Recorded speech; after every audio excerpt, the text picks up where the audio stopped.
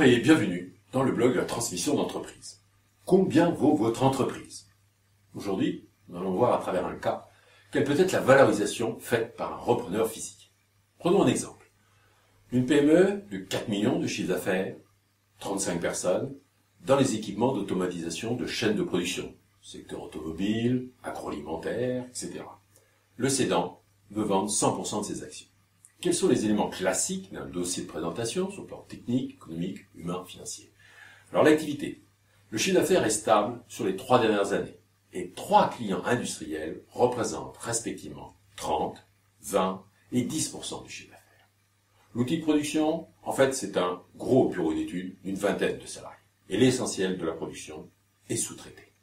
La direction commerciale est constituée de 3 salariés, dont le directeur général.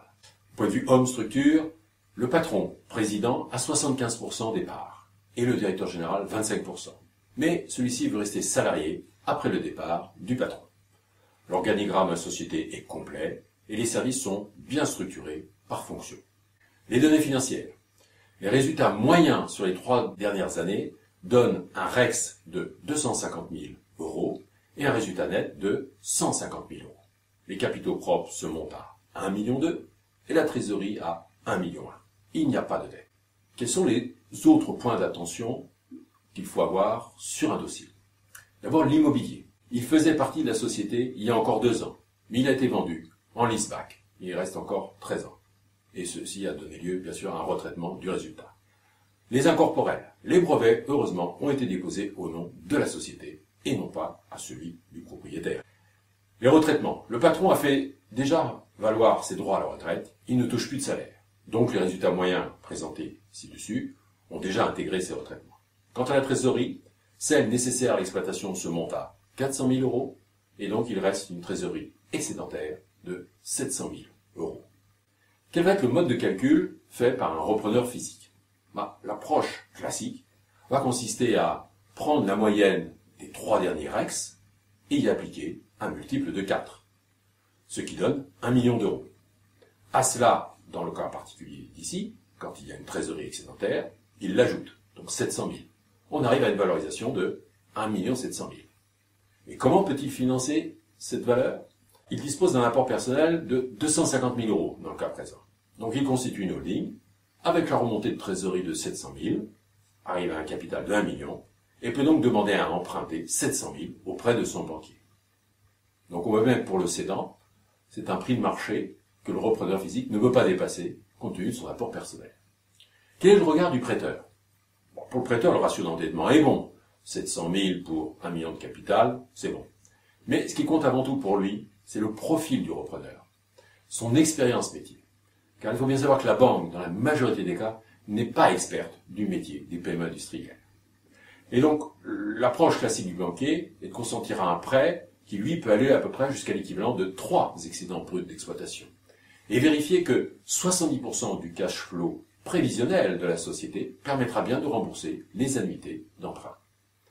Mais dans ce cas particulier aussi, le banquier est rassuré par l'existence d'un véritable matelas financier que constitue cette trésorerie excédentaire remontée dans le capital. Quelles pourraient être aussi les possibilités complémentaires de fonds propres à suggérer à un repreneur physique dans un cas comme celui-ci? C'est une possibilité que beaucoup de repreneurs de PME industriels connaissent encore peu. C'est la demande de financement auprès de la Sofired.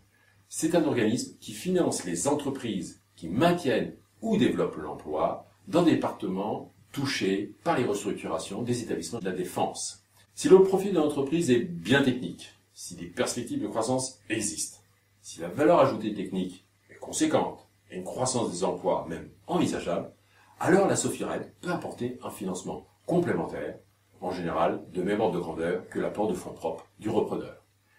Et l'intérêt, c'est que ce sont des quasi-fonds propres, c'est-à-dire une dette mezzanine qui sera remboursée après la dette senior du banquier et qui peut même connaître un différé d'amortissement de 2 ans. Dans ce cas, cela aurait pu apporter 250 000 € de plus à notre repreneur et donc lui permettre d'acheter jusqu'à 1 950 000, car le cédant, lui, peut-être va avoir en tête le chiffre de 2 millions pour la vente. Et enfin, un dernier point, les possibilités de négociation lorsqu'il existe une trésorerie excédentaire. C'est un dernier point rarement utilisé par les repreneurs dans la négociation avec le cédant. En effet, si cette trésorerie est restée dans l'entreprise, c'est parfois aussi pour éviter l'imposition des dividendes. Et Dieu sait si elle est devenue franchement dissuasive depuis quelque temps. Donc pourquoi le repreneur à ce moment-là la payerait à 100% de sa valeur au cédant, puisque celui-ci n'aurait pas pu en bénéficier à 100% sans la vendre, et même dans le cas de la retraite, une partie de la plus-value peut être imposée. Et donc le repreneur peut dire « Ok, je vous l'achète à la moitié du prix. Préparez-vous, à vous de jouer ». La semaine prochaine, le même dossier vu par un repreneur industriel, avec beaucoup de points communs et quelques belles différences. Conclusion. Que le repreneur soit physique ou industriel, anticiper les problèmes d'immobilier, de succession et donation, de retraite. Donc vous pouvez optimiser la fiscalité à la seule condition de ne pas attendre la dernière année pour le faire. La fiscalité restera toujours imprévisible, mais ce n'est pas une raison pour stopper votre processus de transmission. Il faudra par contre, dans tous les cas, essayer vraiment de l'anticiper le plus tôt possible. Merci pour votre attention. Et donc à la semaine prochaine pour la valorisation de la même affaire par un industriel. Jacques Jourdi.